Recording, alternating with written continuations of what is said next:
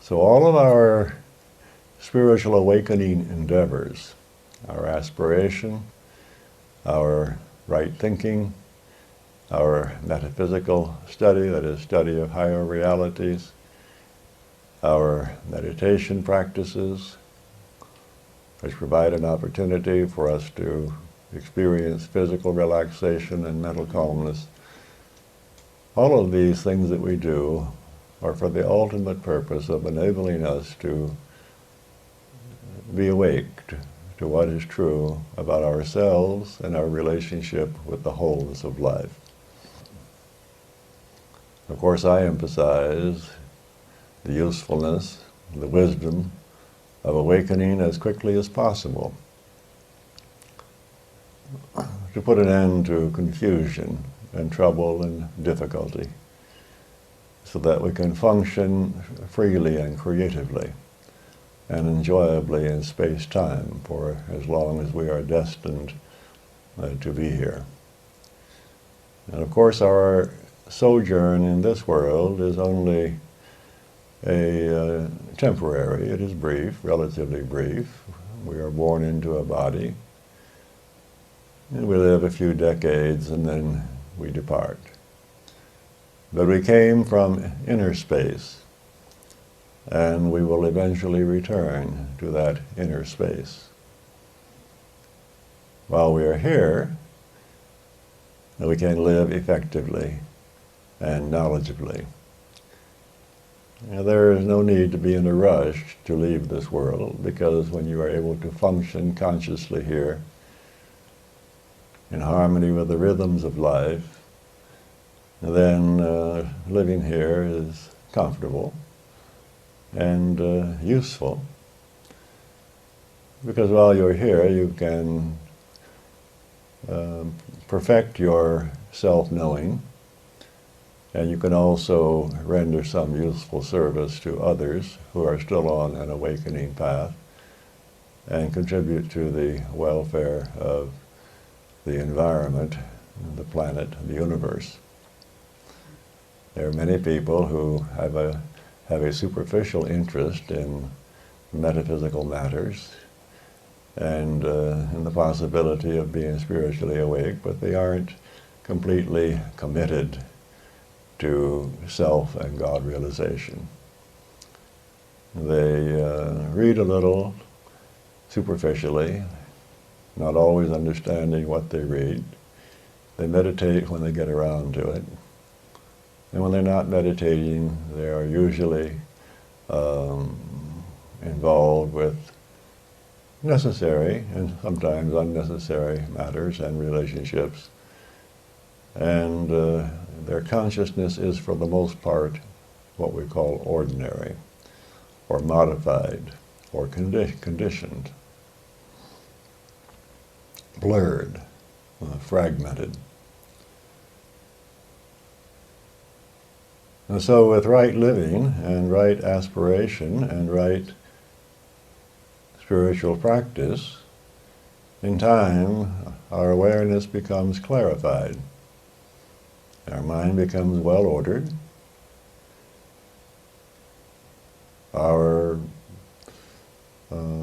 powers of discriminative intelligence become highly developed, and our intuitive ability improves, so that we are able then to live with dispassionate objectivity while doing whatever it is we are inclined to do or need to do on a day-to-day basis.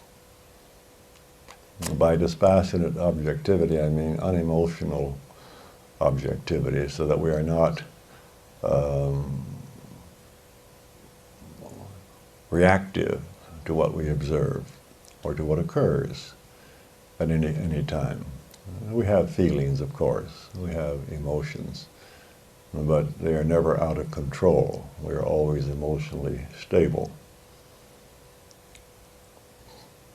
always discerning, and always using our power of discriminative intelligence to discern the difference between what we are as an observer or a perceiver, a seer, one who sees, and what is observed. So you can look at your thoughts and you observe your feelings and discern that you are not your thoughts and you are not your feelings because they are constantly changing. You know you're not your body because you're only here for a little while. But you are at the core that unchanging being. So if you can more and more be anchored in that knowing of what you are, this will contribute greatly to your complete spiritual enlightenment. Of course, you can meditate also, and I recommend that you do, on a regular schedule, but not passively, and not just to have a pleasant interlude of being quiet and peaceful, but meditate superconsciously. Super means beyond or above, so superconsciousness is a clear state of consciousness which is above or beyond and other than and superior to ordinary states of consciousness. Superconsciousness is your natural state of consciousness. So it is not a state of consciousness to be produced, but it is simply to be reclaimed. That's something to remember when you're meditating. That you don't have to struggle mightily to produce a superconscious state. All you have to do is to learn to sit quietly and let your thoughts and feelings settle while remaining observant, and before long you will be superconscious. Your consciousness will be clear, unmodified. So you want to meditate to the stage of superconsciousness. And if you are not successful every day in doing that, persist with confidence and without undue anxiety about the outcome of your meditation practice. You want to be alert and attentive, but not try so hard. Relax into the process. That is the most useful way. And if you sit long enough, alert and attentive, eventually you will experience a superconscious state, and you will know when you are there, because you will be peaceful, stable, your awareness will be clear, your thoughts will be, for the most part, absent, dormant, and you will know, aha, here I'm there, I'm here now at this place of superconsciousness. This is a preliminary superconscious state, during which thoughts are still active, somewhat in the background, but still there. That is a preliminary, early superconscious state. Superconsciousness mixed with thoughts. And then in time, thoughts settle, and then superconsciousness prevails undisturbed. And then, of course, that is still not spiritual enlightenment. It is a stage of self-knowing, and a useful stage. And then from there, you suddenly experience an adjustment of viewpoint.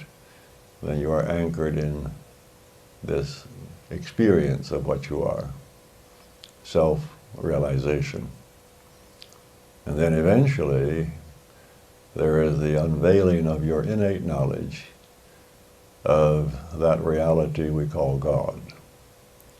Of course, the word God is only a name that we give to that which is nameless and formless. But you have knowledge of that within you, and it is unveiled. And then it is before you. It is just there.